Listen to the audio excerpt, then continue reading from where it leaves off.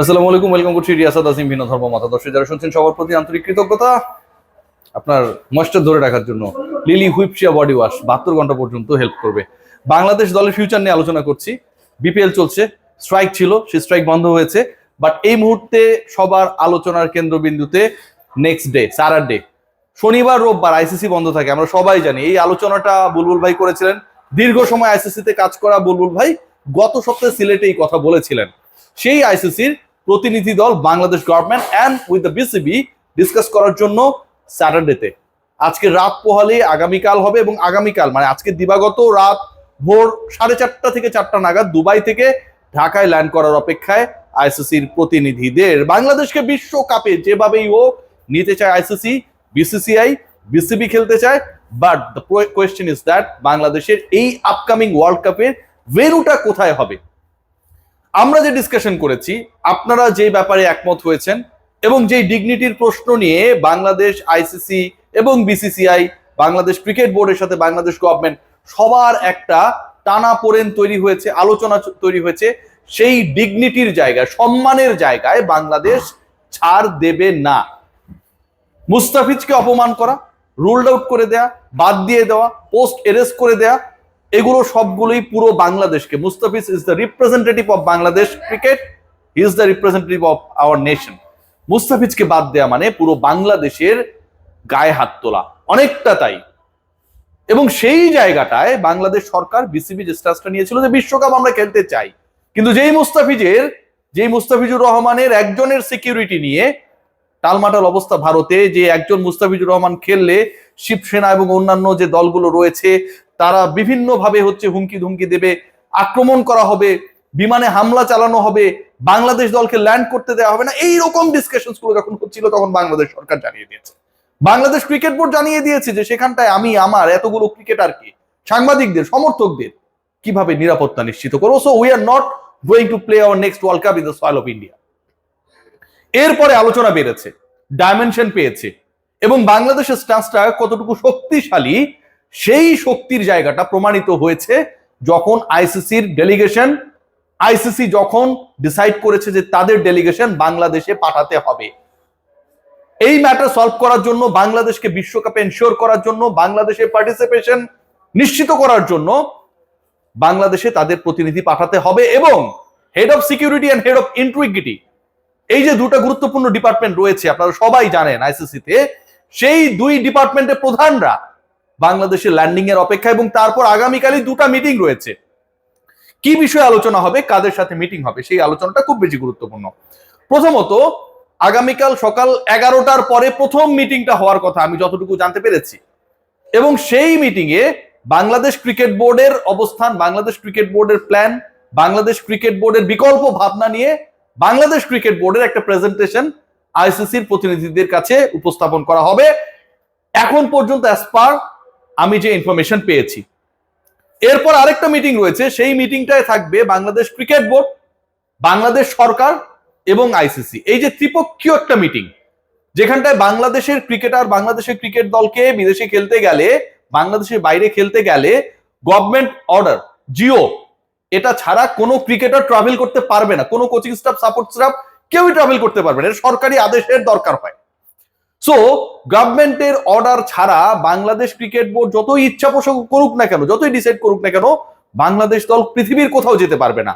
এবং এই স্টেটমেন্টটা যে বাংলাদেশ খেলবে না, এই স্টেটমেন্ট এবং এই স্ট্যান্সটা হচ্ছে বাংলাদেশ ক্রিকেট বোর্ড নেয়ার আগে এটা সরকারের স্ট্যান্স ছিল। আপনারা সবাই জানেন আসিফ নজরুল যুব ক্রীড়া উপদেষ্টা, তিনি যেদিন ঘটনা ঘটেছে সেদিন রাতেই ফেসবুকে, সোশ্যাল প্ল্যাটফর্মে জানিয়ে দিয়েছেন যেখানটায় আমরা সিকিউর না সেখানটায় আমরা দল পাঠাবো না, এবং পরবর্তীতে বাংলাদেশ ক্রিকেট বোর্ডের অবস্থাটা ক্লিয়ার হয়।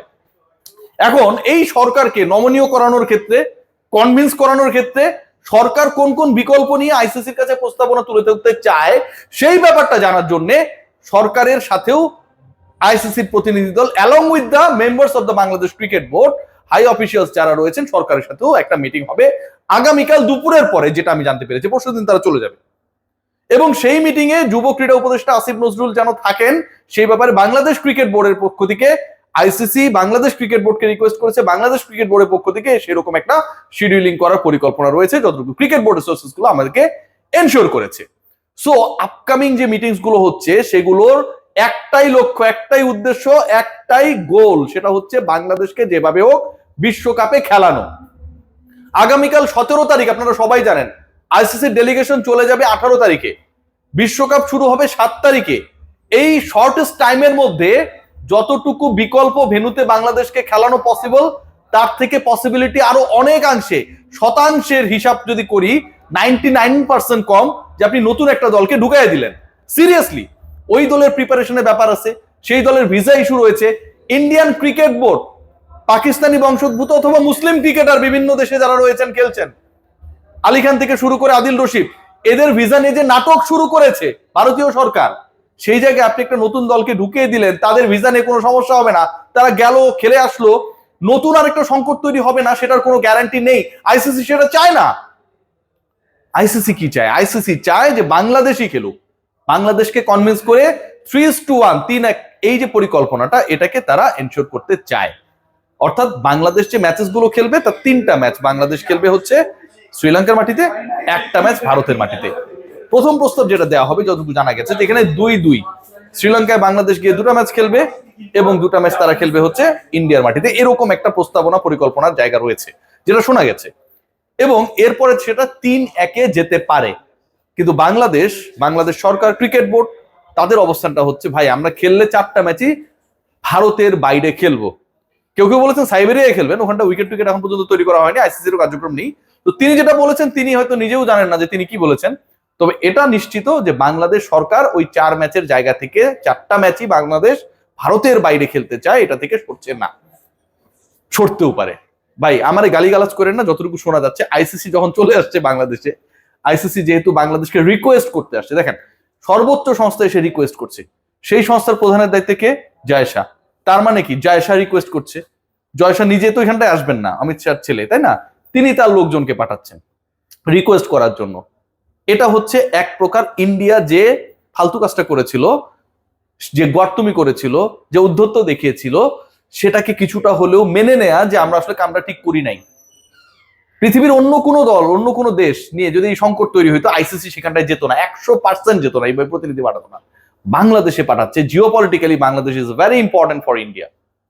কমার্শিয়াল অ্যাসপেক্টসও বাংলাদেশ খুবই গুরুত্বপূর্ণ। ক্রিকেটিং বাজারের ক্ষেত্রে বাংলাদেশের একটা ভ্যালু রয়েছে। বাংলাদেশ এবং পাকিস্তান 2টা দেশের সাথেই আপনি গ্যাঞ্জাম করবেন, এবং এই 2 দেশের সাথে গ্যাঞ্জাম করে আপনি এশিয়ান ক্রিকেটকে কন্ট্রোল করতে পারবেন কি পারবেন না সেই নিয়ে ঝামেলা রয়েছে। এই সংক্রান্ত ইস্যুস গুলো ক্রিয়েট হবে, একটা ভারসাম্যহীনতা তৈরি হবে। এটা জয়শা আইসিসি এই মুহূর্তে চায় না, এবং সে কারণেই আলটিমেটলি আইসিসি মানে ভারতীয় প্রতিনিধিরাই বাংলাদেশে আসছে বাংলাদেশকে কনভিন্স করার জন্য, যেন বাংলাদেশকে অংশগ্রহণ করানো যায়। শেষ পর্যন্ত বাংলাদেশ, আমার কাছে যতটুকু মনে হয় যে তারা এসে যখন মাথা নত করলো, অনেকটা কোয়াবের মতো হওয়ার চান্স রয়েছে, যে ঠিক আছে যা হওয়ার হয়েছে, ওরা উল্টাপাল্টা করছে, আমরা একটু ক্ষমা সুন্দর দৃষ্টিতে দেখলাম, কিন্তু আমরা আমাদের দাবি থেকে সরছি না। আমরা 3টা ম্যাচ খেলবো শ্রীলঙ্কায় গিয়ে, সেটা আইসিসি ওভাবে অ্যাকোমোডেট করবে, যেহেতু তাদেরকেও কিছুটা ছাড় দেওয়ার চেষ্টা বাংলাদেশ হয়তো তখন করবে, যখন যেহেতু তারা রিকোয়েস্ট করতে এসেছে। আর একটা ম্যাচ আমরা খেলবো হচ্ছে ভারতে গিয়ে, এবং সেই ম্যাচটা প্রবাবলি সেই ম্যাচটা হতে পারে বাংলাদেশ ভার্সেস ইংল্যান্ড, যে চান্সেসটা is very high. So what is going to happen, যা হতে যাচ্ছে তাতে হচ্ছে আগামীকাল 2টা মিটিং হবে, এবং 2টা মিটিং হবে 2টা পক্ষের সাথে। সকাল 11টার পর থেকেই মিটিং গুলো শুরু হবে। প্রথম মিটিং এ বাংলাদেশ ক্রিকেট বোর্ডের লোকজন থাকবে, এনএসসি লোকজন থাকতে পারে, এবং বিকেলের দিকে আসিফ নজরুলকে ইনকর্পোরেট করে আরেকটা মিটিং হওয়ার পসিবিলিটি রয়েছে। এই মিটিং গুলোর পরে পরশুদিন ডেলিগেশন চলে যাবে, এবং যতটুকু ধারণা করা হচ্ছে বাই নেক্সট মানডে বাংলাদেশের বিশ্বকাপ ভবিষ্যৎ, গন্তব্য, ভেন্যুস, টাইমিং, অপোনেন্ট সবকিছু ক্লিয়ার হয়ে যাবে। অপোনেন্ট কেন বললাম? কারণ বাংলাদেশের গ্রুপ চেঞ্জের ওই হিসাবটা যদি শেষ পর্যন্ত হয়, বাংলাদেশ যদি তাদের জায়গা থেকে না সরে, তাহলে কিন্তু বাংলাদেশের 4টা অপোনেন্টই চেঞ্জ হয়ে যেতে পারে। সবাই ভালো থাকবেন, টেক গ্রেট কেয়ার।